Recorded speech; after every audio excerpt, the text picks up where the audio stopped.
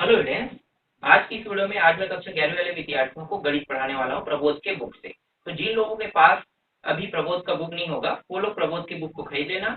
आपके स्कूल में युगबोध, नवबोध या फिर प्रबोध का जो बुक है वो चल रहा होगा। इनमें से कोई भी बुक चल सकता है आपके स्कूल में, तो जरूरी नहीं है कि आप उसी बुक को ले जिस बुक को आपके स्कूल में पढ़ाया जा रहा है, क्योंकि हर स्कूल में अलग अलग बुक है। तो कुछ प्रश्न ऐसे हैं जो हर बुक में आपको नहीं मिलेगा, लेकिन बनाने का तरीका, प्रश्न पूछने का जो तरीका होगा वो सब एक जैसा रहता है। तो आज की इस क्लास में आज मैं आप लोगों को जो गणित पढ़ाने वाला हूँ वो प्रबोध के बुक से पढ़ाने वाला हूँ।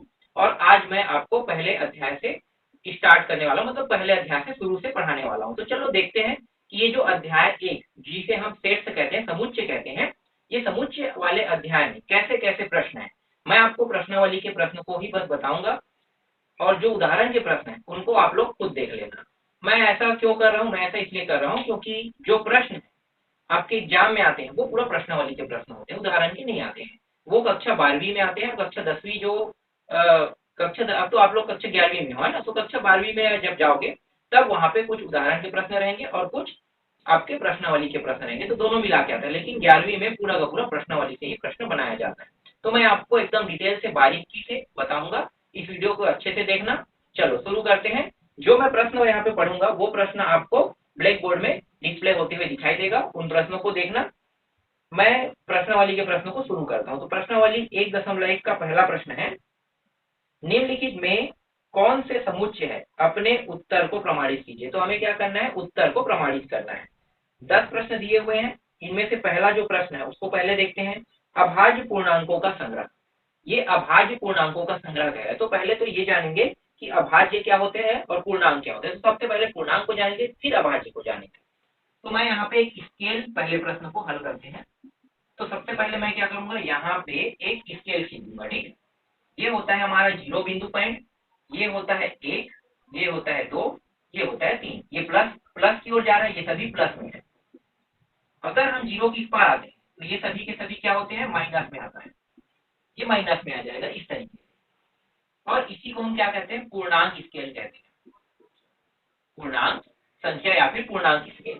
पूर्णांक संख्या माइनस में भी होता है ना, और प्लस में भी होता है। और 0 जो है ये पूर्णांक संख्या के साथ जो बीच में बिंदु है इसमें आ जाता है। मतलब यहाँ से ये इंफिनिटी तक के चला जाएगा, अनंत तक के, और यहाँ से यहाँ भी अनंत तक के चला जाएगा। ये माइनस इंफिनिटी तक जाएगा और ये प्लस इंफिनिटी तक के जाएगा। पूर्णांक संख्या में माइनस में भी होता है, प्लस में भी होता है, ये होता है पूर्णांक संख्या। अब इस प्रश्न में पूछा क्या गया है, इस प्रश्न में पूछा गया है कि जो पूर्णांक संख्या है ना, इसी पूर्णांक संख्या से आपको अभाज्य संख्या निकालना है। तो अभाज्य संख्या हम किसे कहते हैं, अभाज्य संख्या हम उसे कहते हैं जो एक से भाग चला जाएगा और अपने आप से चला जाएगा। देखो ये एक कहाँ से, यहाँ पे एक, यहाँ पे है ना। तो एक जो है इन सभी संख्याओं को भाग कर सकता है कि नहीं कर सकता है, सभी संख्याओं को भाग कर सकता है। और 2 अपने आप को भाग कर सकता है, एक अपने आप को भी भाग कर रहे हैं, 2 एकम 2, 2 भी अपने आप को एक बार भाग कर रहे हैं। तो जो अपने आप से एक बार, देखो अपने आप से तो जा रहा है और साथ ही साथ एक से भाग जा रहा है, इसके अलावा किसी दूसरे संख्या से भाग ना जाए, उसी को हम क्या कहते हैं, अभाज्य संख्या। जैसे कि 2 को अगर मैं भाग करता हूँ 3 से चला जाएगा क्या, देखो ये 1 से जा रहा है, 2 से जा रहा है। ठीक है, एक जो है एक भाग कर रहे हैं, किसको, 2 को भाग कर रहे हैं। मैंने कहा ना एक सभी को भाग कर सकते हैं, तो सभी को भाग कर सकते हैं इसका मतलब ये नहीं है कि जो 1 से भाग चला जाए वो भाज्य संख्या बन जाए, है ना। एक से सभी संख्या भाग जा सकता है, लेकिन जो एक से भाग जा रहा है वो अभाज्य है। ठीक है, वो क्या है, अभाज्य है। और अपने आप से, जैसे 2 है तो 2 जो है 2 से तो भाग जाएगा ही जाएगा। अब इन दोनों के अलावा जैसे 3 है तो 3 से भाग जाएगा ना, 4 जो है वो 4 से भाग जाएगा। लेकिन ये जो संख्या है, ये संख्या 1 और 2, जैसे 2 है, 3 है, 4 है ना, अपने आप के अलावा और एक के अलावा और किसी दूसरे संख्या से भाग नहीं जाना चाहिए। याद रखना, किसी दूसरे संख्या से भाग नहीं जाना चाहिए। जैसे कि 2 को देखते हैं तो 2 जो 3, 4, 5 उधर की जो बड़े संख्या उससे भाग नहीं जा रहा है। इसका मतलब क्या है, इसका मतलब ये है कि 2 अभाज्य। 3 भी किसी से भाग नहीं जा रहा है। ठीक है, 3 अपने आप से जा रहे हैं, एक से जा रहा है। मैंने बताया ना, अपने आप से और एक से जाने वाला क्या रहेगा, अभाज्य रहेगा।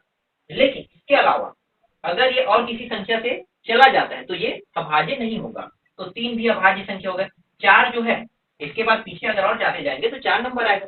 4 जो है 2 के पहाड़े में आता है, 2 दूनी 4, तो 2 के पहाड़े से तो जा रहा है ना, इसलिए 4 अभाज्य नहीं है। फिर 5 पे जाते हैं, 5 जो है वो अपने आप से जा रहा है, 1 से जा रहा है, इसके अलावा और किसी से भाग नहीं जा रहा है।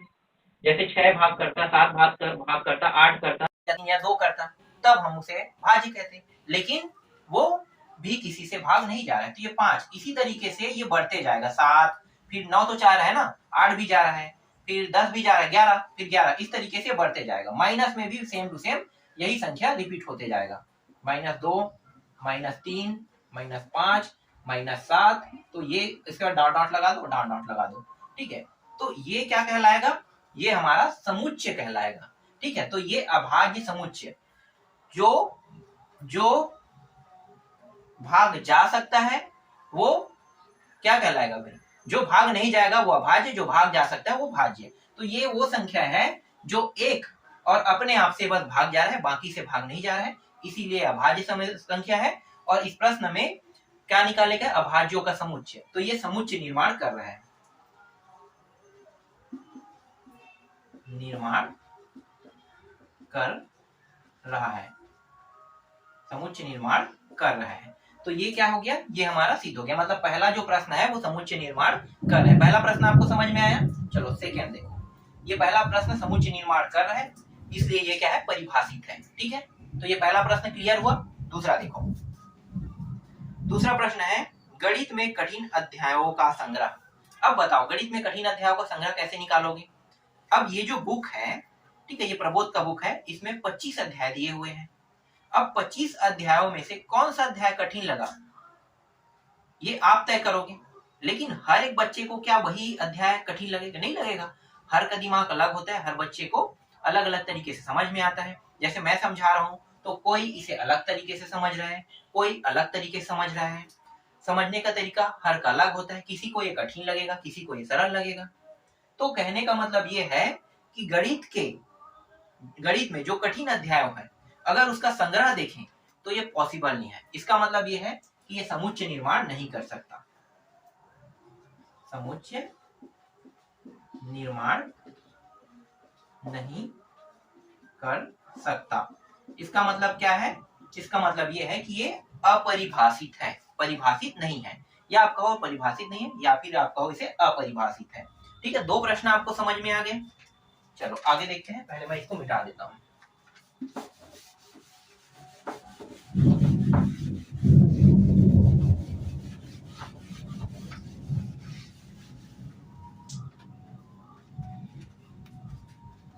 देखो इसके बाद तीसरा प्रश्न, विश्व के सर्वश्रेष्ठ 11 बल्लेबाजों का संग्रह। 11 बल्लेबाजों का संग्रह इस बार बताना है।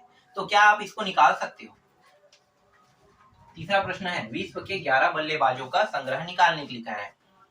बिल्कुल भी नहीं निकाल सकते। कैसे नहीं निकाल सकते ये भी मैं आपको रुक करके बता दूं। देखो किसी को विराट कोहली पसंद है, किसी को धोनी पसंद है, तो वो धोनी को पहले नंबर में कहेगा, कोई कहेगा विराट कोहली को। और जो एआई सिस्टम है, गूगल है जैसे, इसके अलावा बिंग है, बहुत सारे एआई सिस्टम है ना, तो आप लोग जानते हो बहुत सारे हैं एआई सिस्टम। तो अभी तो छोटे छोटे डिवाइस में भी एआई सिस्टम आ गए, तो हर एआई डिवाइस जो है वो अपनी अपनी ओर से अलग अलग रिजल्ट देगा कि ये विश्व का प्रथम बल्लेबाज है, कोई कहेगा ये विश्व का प्रथम बल्लेबाज है। तो ये बिल्कुल भी डिसाइड नहीं किया जा सकता, इसलिए ये भी क्या है? समुच्चय निर्माण नहीं करता है, समुच्चय निर्माण नहीं करता है। ठीक है, इसलिए ये क्या है? अपरिभाषित है। चौथा पे आते हैं सीधा। ठीक है, कितना हो गया? तीसरा, चौथा। ठीक है, चौथा पे देखो, आपकी कक्षा के सभी बालकों का संग्रह। सभी बालकों का संग्रह कर सकते हो? बिल्कुल कर सकते हो भाई। आप जिस कक्षा में पढ़ते हो उसमें 50 बच्चे, 50 का रहेगा कि नहीं रहेगा? रहेगा ना। तो अगर हम डिसाइड करते हैं कि 50 बच्चे हैं तो 50 बच्चों का संग्रह 1, 2, 3, 4, किसी में ज्यादा है किसी में कम है, तो संग्रह तो कर सकते हैं ना। तो 1 से लेकर 50 तक है, इसलिए ये क्या है? ये समुच्चय निर्माण कर रहा है। ठीक है, यहाँ पे आपको क्या लिखना है? ये समुच्चय निर्माण कर रहे हैं, इसलिए ये परिभाषित है। ठीक है, ये हो गया। चलो पांचवा देखो, 100 से कम सभी प्राकृतिक संख्याओं का संग्रह। 100 से कम, ये भी आसान है। 100 से कम कर रहा है ना, 100 से कम। ठीक है, ये 5 इस तरह वाला है ना, ये जो 4 है वो ऐसे दिखा रहा है और 3 जो है ऐसे वाला है। ठीक है, ये मतलब प्रश्न क्रमांक 1 के अंदर के प्रश्न है। ठीक है, तो पांचवा 100 से कम, तो 1, 2, 3 इस तरीके से बढ़ते जाएगा और 99 तक जाएगा। तो ये भी क्या कर रहा है? समुच्चय निर्माण कर रहा है। मतलब आपका जो पांचवा प्रश्न है वो भी क्या हो रहा है, यहाँ पे क्लियर हो रहा है। ठीक है, यहाँ भी क्या करना है आपको बताना, 100 से कम तक संख्या। तो फिर समुच्चय निर्माण करके देखोगे, 1 से लेके कहाँ तक जाओगे, 99 तक। ये 100 क्यों नहीं ले रहे, क्योंकि 100 से कम कर रहे हैं, तो 99 100 से कम है। ठीक है, 5 तक के समझ में आ गया। चलो इसको भी मिटा देते हैं।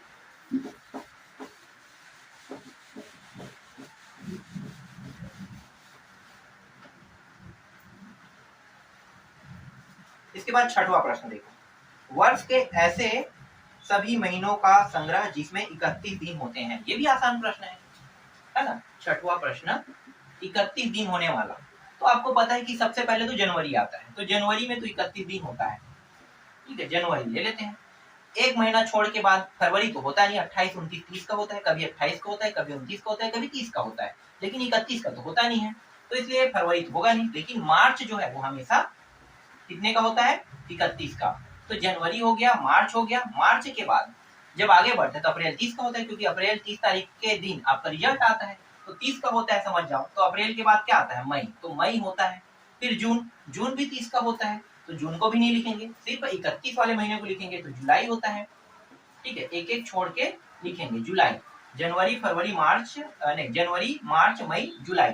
अब यहाँ पे देखो एक खेल हो गया, यहाँ पे क्या होगा, जुलाई और अगस्त साथ साथ आता है, तो यहाँ पे आपको क्या करना है, अगस्त को लेना है। अगस्त के बाद एक महीना छोड़ दो, तो सितंबर के बाद क्या आएगा, अक्टूबर। अक्टूबर 31 का होता है। नवंबर के बाद दिसंबर। तो ये जो दिसंबर है ना, इसको मैनेज करने के लिए, दिसंबर को मैनेज करने के लिए ये जो अगस्त है, जुलाई अगस्त को पास पास में रख दिया गया है, क्योंकि ये 7वां महीना है और ये 8वां महीना है ना। ये पहला महीना, ये तीसरा, 5वां, 7वां, 8वां, फिर 11वां, 11वां नहीं, ये है 10वां, है ना, और ये 12वां। तो ये भी एक क्या कर रहा है, समुच्चय निर्माण कर रहा है, क्योंकि देखो ना, जनवरी, मार्च, मई, जुलाई, अगस्त, अक्टूबर, दिसंबर। तो अगर इसे देखा जाए 31 के महीने वाला देखा जाए, तो जनवरी, मार्च, मई, जुलाई, अगस्त, अक्टूबर और दिसंबर है। तो ये भी क्या कर रहे हैं, समुच्चय निर्माण कर रहे हैं, मतलब ये परिभाषित है। अगला प्रश्न देखो, सातवां प्रश्न है, 30 के सभी भाजकों का संग्रह। अब देखो 30 के भाजक क्या है, ध्यान देना। यहाँ पे अभी अभाज्य देखे थे ना, पूर्णांक में देखे थे, लेकिन यहाँ पे भाज्य की बात कर रहे हैं। तो देखो 30 ये रहा। अब 30 के भाजक देखो, ये 1 से भाग जा रहा है, देखो 1 को लेंगे, यहाँ पे ध्यान देना, 1 से भाग जा रहा है, मतलब 1 से तो जा रहा है, फिर 2 से भी जा रहा है, 1 से भी भाग जा रहा है, 2 से भी जा रहा है, 3 से भी जा रहा है। ठीक है, 4 से नहीं जाएगा, 4 के पहाड़े में 30 आता नहीं है। 5 से जा रहा है, 6 से भी जा रहा है, 7 से, 8 से, 9 से नहीं जा रहा है। ठीक है, सीधा 10 से जाएगा, यहाँ पे 10 ले लेते हैं। फिर 11 से नहीं जाएगा, 12, 13, 14, डायरेक्ट 15 से जा रहा है, ये 15। और अपने आप से तो जा रहा है, तो देखो ये अपने आप से भी जा रहा है, 1 से भी जा रहा है, जबकि अपने आप और 1 से जाने वाले को हम क्या कहते हैं, अभाज्य कहते हैं। तो ये तो जा रहा है ना, लेकिन साथ ही साथ यहाँ भी जा रहा है। तो इसमें क्या करते हैं, जब भाज्य निकालते हैं, तो भाज्य में हम 1 से और अपने आप से जाने वाले को भी लेते हैं, और इसके साथ जो जो संख्याओं से जा रहा है इनको भी लेते हैं। तो ये भी क्या कर रहा है, एक समुच्चय निर्माण कर रहा है। तो आप इसको क्रम से लिख सकते हो, 1, 2, 3, 5, 6, 10, 15 और 30, इस तरीके से। तो ये भी क्या बना रहा है, ये भी एक समुच्चय निर्माण कर रहा है। ठीक है, समुच्चय निर्माण कर रहा है, मतलब सेट्स बना रहा है। तो ये भी क्या है, परिभाषित है। तो सातवां प्रश्न भी आपको समझ में आ गया। चलो आगे देखो, मैं इसे फटाफट आप लोगों को बताते जा रहा हूँ, क्योंकि बारिश हो रहा है, ज्यादा बारिश होगा तो फिर वीडियो भी अच्छे से नहीं बन पाएगा और आवाज जो है वो दिक्कत करने लगेगा। इसलिए जल्दी जल्दी देख लेते हैं, और आप लोग कमेंट करके बताना, और भी कोई क्लास जो है वो कक्षा 11 में लेने को अगर बनता है तो मैं जरूर लूंगा। ठीक है, अब देखो 8वां प्रश्न। 8वां प्रश्न है, 1/3 तथा 1/2 के बीच स्थित सभी परिमेय संख्याओं का संग्रह। ये संग्रह बना रहा है कि नहीं बना रहा है, ये देखना है। ठीक है, बहुत मजेदार प्रश्न है। 8वां प्रश्न वो देखो, 1/3 है ये, और कितना है, बराबर में लिख लो, वह लिखते हैं ना, तो वह लिख लो। चलो यहाँ पे वह है 1/2, इसका मतलब बराबर होता है 1/3 और 1/2, इस तरीके से। अब इसके बीच में कितने परिमेय संख्या हम लोग ले सकते हैं, हम चाहे तो जितना चाहे उतना ले सकते हैं। पर इसे प्रूफ कैसे करेंगे कि ये समुच्चय बना रहा है कि नहीं बना रहा है, पहले तो जानना है ना कि समुच्चय बना रहा है कि नहीं बना रहा है। तो कक्षा 9वीं में परिमेय संख्या है, तो कक्षा 9वीं में जब आप लोगों ने पढ़ा होगा, तो परिमेयीकरण कीजिए या परिमेय संख्या निकालिए, ऐसे कुछ था प्रश्न। तो उसी तरीके का उपयोग करके इसे बना के देखेंगे। मान लेते हैं कि हम 3 परिमेय संख्या निकालते हैं, ठीक है 3, चलो अपने हिसाब से 3 निकाल सकते हैं, 2 निकाल सकते हैं, तो मुझे 3 परिमेय संख्या निकालना है। तो पहले मैं क्या करूंगा, पहले तो मैं इन दोनों के हर को पहले बराबर करूंगा। तो हर को बराबर करने का तरीका क्या है कि ये जो 2 है यहाँ पे गुणा, यहाँ पे ये 3 है यहाँ पे है ना, तो ऐसे ही करते हैं 1 गुणित 2 और 3 गुणित 2, ठीक है। इस 2 का ऊपर नीचे गुणा कर दिए, 1, इस 3 का ऊपर नीचे गुणा, है ना, 1/2, ये 3 का इधर। तो अब देखो दोनों का बराबर हो गया हिस्सा, ये हो गया 2/6 और बराबर ये कितना हो गया 2/6 और ये 3/6 हो गया, ठीक है। अब यहाँ पे देखो कुछ संख्या निकाल रहा है क्या, हमें निकालना कितना है, 3 निकालना है, तो यहाँ तो निकालना है 3 ना, तो 3 संख्या निकालेंगे, तो 3 में एक वृद्धि करके गुणा करते हैं, याद रखना 3 में एक वृद्धि करना है, तो 3 गुणित कितना कर देंगे 4, और यहाँ भी 4, यहाँ भी 4 और यहाँ भी 4, 3 में एक वृद्धि करेंगे तो ये कितना हो जाएगा, 3 में एक वृद्धि करके यहाँ पे गुणा करते हैं सभी में, 2 के साथ हर अंश सभी में गुणा करेंगे और वही 3 संख्या निकाल के देखेंगे आ रहा है, मतलब ये क्या कर रहा है, समुच्चय बना रहा है। देखो ये 8 हो गया और ये 6 चौक 24, 3 चौक 12 और ये 24, देखो निकाल के 9 10 11 12 आ रहा है ना, 9 10 11 आ रहा है कि नहीं आ रहा है, देखो 8 से 12 हो गया, इसके बीच में कितने हैं 9 10 11, 3 निकालने के लिए कहा था, 3 ही निकालना है वहां से। अगर 2 कहता तो मैं यहाँ पे क्या करता, यहाँ पे 3 का गुणा करता, अगर मैं 3 कह रहा हूँ तो 4 का गुणा, अगर मैं 5 कहूंगा तो यहाँ पे 6 का, एक वृद्धि करके हम लोग क्या करते हैं, गुणा करते हैं, उसके बाद परिमेय संख्या निकालते हैं, ठीक है, समझ में आ गया। क्या चीज निकालने के लिए कहा था, परिमेय संख्या ही ना, परिमेय, हाँ परिमेय संख्या, ठीक है, इसका संग्रह निकालने के लिए। तो देखो यहाँ पे निकल गया इसके बीच में, तो ये हो गया 9/24, फिर 10/24, 11/24, देख लो 3 संख्या आ गया जो इनके बीच में आ रहा है, और ये क्या बना रहा है, समुच्चय निर्माण कर रहा है। तो ये सिद्ध हो रहा है कि 1/3 व 1/2 जो है वो समुच्चय निर्माण कर रहा है। क्लियर हुआ, इसका मतलब क्या है, ये परिभाषित है ना, ये समुच्चय निर्माण कर, इसका मतलब ये परिभाषित है। क्लियर हुआ, चलो अगला देखो, 2 प्रश्न और बचा है, उसको भी मैं फटाफट बता देता हूँ। इस बार देखूंगा कि इस बार वीडियो में थोड़ी दिक्कत आ रहा है, क्योंकि वीडियो जो है वो थोड़ा ज्यादा दिक्कतें ले रहा है, चलो ना समझ में आ जाएगा। अभी मोबाइल से कर रहे हैं, धीरे धीरे कैमरा को यूज करेंगे, पहले सीखते हैं, जानते हैं कि कैसे बनाया जाता है, फिर धीरे धीरे कैमरा हम लोग लेंगे, ठीक है। तो 9वां प्रश्न है, संख्या 210 के अभाज्य गुणनखंडों का संग्रह। अब 210 का अभाज्य गुणनखंड, 210 का गुणनखंड करोगे कैसे करते हो, ऐसे ही करते हो ना, सबसे पहले 2 से करोगे, सबसे छोटा संख्या से पहले करते हैं, 2 एकम 2, एक बार 2 शून्यम 2 पंचे, अब ये 2 से नहीं जाएगा, 3 से नहीं जाएगा, 4 से नहीं जाएगा, सीधा 5 से जा रहा है, 5 दूनी 5 एकम। अब ये कितने से जा रहा है, 3 से तो जा रहा था, लेकिन 3 से मैंने नहीं किया, सीधा आसान दिया 5 से 3 से कर देते हैं, 3 सत्ते 7 और यहाँ पे 7 एकम एक बार। तो देखो 2 3 क्रम से जमा लिखते हैं, 5 और 7, ये सभी के सभी संख्या अभाज्य संख्या है, सभी के संख्या अभाज्य संख्या है, और अभाज्य संख्याओं का हम कलेक्शन भी कर रहे हैं, इसका मतलब क्या है, ये समुच्चय निर्माण कर रहे हैं। तो ये भी सिद्ध होता है कि ये प्रश्न क्रमांक 9वां जो है वो समुच्चय निर्माण कर रहा है, ठीक है। अब 10वां प्रश्न देखते हैं, अंतिम प्रश्न, समीकरण x का वर्ग माइनस 5x प्लस 6 बराबर 0 के मूलों का संग्रह बताना है ना, तो मूलों का संग्रह बताना है। तो चलो इसको देखो, पहले लिख लेते हैं, यहाँ पे x का वर्ग माइनस 5x प्लस 6 दिया है बराबर 0, क्या करेंगे भाई, इसका गुणनखंड कर दो, गुणनखंड करना आता है आप लोगों को। ये जो 5x है इसको इस तरीके से तोड़ना है कि जोड़े या घटाए तो माइनस 5x प्राप्त हो, और जब गुणा करे दोनों का तो 6 प्राप्त होना चाहिए। तो वो संख्या क्या हो सकता है, फटाफट मैं बता रहा हूँ, देखो x का वर्ग माइनस 3x माइनस 2x, तो देखो माइनस माइनस वाला अगर जोड़ते हैं तो माइनस 5x और है, और माइनस 3 और माइनस 2, अब यहाँ पे संख्या बस है ना, तो संख्या को गुणा करो, तो माइनस 3 माइनस 2 का गुणा करें कितना आ रहा है, 6 आ रहा है ना, इसका मतलब हम लोग जो तोड़ रहे हैं वो सही है, जोड़ा बना दो। तो देखो इस जोड़े से क्या घनिष्ठ निकलेगा, x, एक x बच जाएगा और माइनस 3, फिर यहाँ पे देखो ये वाला जो जोड़ा है, यहाँ से माइनस के साथ 2 को निकाल देते हैं, माइनस 2, क्योंकि 2 के पहाड़े में 6 आ रहा है, 2 के पहाड़ा में 2 भी आ रहा है, एक बार है ना, तो x बस यहाँ पे बचेगा, और ये माइनस बाहर निकल चुका है, तो कोष्ठक के अंदर में जो माइनस रहेगा वो प्लस, और प्लस के क्या हो जाएगा, माइनस हो जाएगा, तो प्लस में तो क्या हो जाएगा माइनस, और 2 के पहाड़ा में 6 कितने बार आता है, 3 बार, क्योंकि 2 बाहर निकल चुका है, तो 3 बार आता है तो 3 को लिखेंगे, फिर बराबर 0। अब इन दोनों में देखो घनिष्ठ x माइनस 3 और जो बचा है उसको दूसरे कोष्टक में लिखते हैं x माइनस 2। तो यहाँ पे x का जो वैल्यू निकल रहा है, ठीक है, ये माइनस में, इसलिए ये जो वैल्यू है वो दोनों किस में प्राप्त होगा, प्लस में प्राप्त होगा।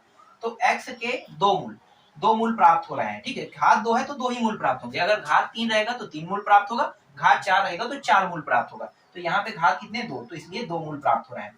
और यहाँ पे ये दोनों प्लस में क्यों प्राप्त हो रहा है, क्योंकि यहाँ पे देखो x माइनस 3 और x माइनस 2 है, अगर ये प्लस में होता तो ये माइनस में आता, ये माइनस में है इसलिए ये दोनों मान किस में आ रहा है, प्लस में आ रहा है, ठीक है। तो ये भी क्या कर रहा है, समुच्चय निर्माण कर रहा है। तो इस तरीके से मैंने प्रश्न क्रमांक 1 के 10 प्रश्नों को बता दिया, आप लोगों को अच्छे से समझ में आया होगा। अगर आप लोगों को मेरा जो वीडियो है वो अच्छा लगेगा तो मैं क्लास को कंटिन्यू करूंगा। इससे पहले कि बहुत सारे जो प्रबोध के बुक है ना, उससे मैंने पहले ही बहुत सारे क्लास ले लिया हूँ, अगर आपको देखना है तो उनको भी देख सकते हो, प्ले लिस्ट में वो वीडियो जो है पड़ा हुआ है। 1 से लेके 18 अध्याय तक है। एक अध्याय ऐसा था जो नवबोध के बुक से लिया गया था, तो नवबोध के कारण इसे मैं रिप्लेस कर रहा हूँ, क्योंकि नवबोध के बुक जो है वो मेरे पास नहीं था, कोई मुझे पीडीएफ सेंड कर रहा था, उससे मैं बना रहा था। फिर बाद में मैंने खुद का बुक लिया, फिर प्रबोध के बुक से मैं पूरा वीडियो बना रहा हूँ। तो प्रबोध के बुक से मैं पूरा वीडियो बना रहा हूँ, तो जिन लोगों के पास प्रबोध के बुक है वो लोग इन वीडियो को देख सकते हो।